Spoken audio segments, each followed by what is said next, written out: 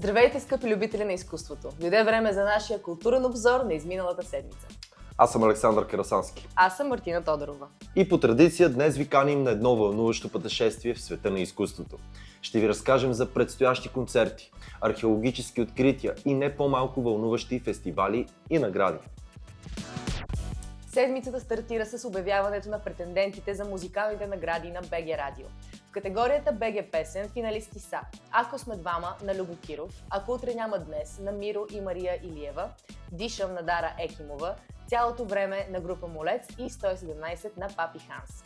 За приза БГ изпълнител се състезават Веселин Маринов, Графа, Любо Киров, Миро и Руши. При дамите над преварата също е доста оспорвана.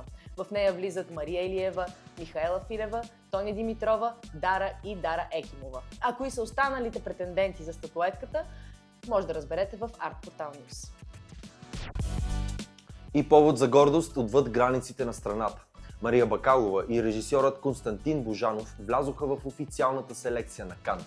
Филмът на Божанов е романтична драма, чието действие се развива в Индия. Сюжетът представлява две влюбени жени, които трябва да защитят любовта си в едно патриархално общество.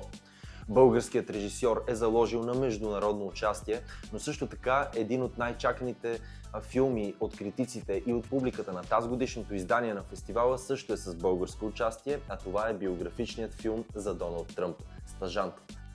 В него номинираната за Оскар Мария Бакалова ще изиграе първата жена на Доналд Тръмп – Ивана. Номинациите за престижни отличия в класацията ни не са приключили. Вече е ясно и кои са тази годишните претенденти за литературната награда Букър. Романи, които описват хора, борещи се с силите на природата, историята или икономиката. Истории, простиращи се от селските райони на Аржентина до комунистическа източна Германия, са сред 6 финалисти за международен Букър за превод на художествена литература. Паричната награда е $63 000 и тя се поделя между автора на произведението и неговия преводач. На музикалната сцена беше също толкова вълнуващо. Мария Илиева обяви, че ще има лятно турне. То ще носи името 100 причини и ще стартира на 21 юни в Стара Загора. Планирано е да премине и през още 3 български града, като певицата е заложила на концерти на открито в летните театри. Ако пък това не ви е достатъчно, през тази седмица беше обявено, че в България се очакват още чуждестранни гости. Британецът Джак Саворети пристига у нас за първия си концерт.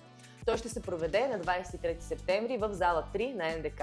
В момента изпълнителят подготвя своя 8-ми албум, който ще представи по време на турнето си. Билетите за концерта му в София вече са в продажба.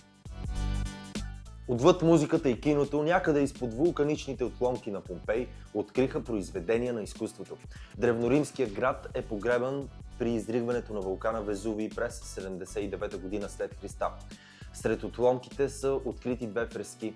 На едната се вижда как бог Аполон се опитва да съблазни жрицата Касандра, която го отхвърля.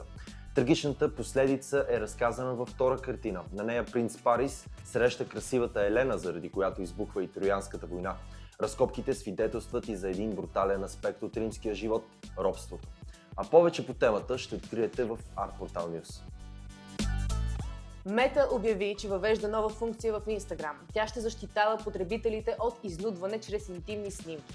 Компанията потвърди, че е започнала да тества дигитален филтър за снимки, който, ако се наложи, автоматично ще ги замъглява. В последния ден от седмицата ви срещаме и с актьора Пенко Господинов. Преди дни той спечели наградата Икар за водеща мъжка роля в пиесата „Седемте стола“. В своето интервю той ни разказва как едно ловишко представление си извоюва престижната награда и как се изгражда бъдещото поколение актьори на България. Какво още ни разказа Пенко Господинов, можете да четете в Art Portal News. Ако обичате изкуството, не пропускайте да се информирате за най-актуалните новини от шоу-бизнеса. Как? Четете Art Portal News и ни последвайте в социалните мрежи.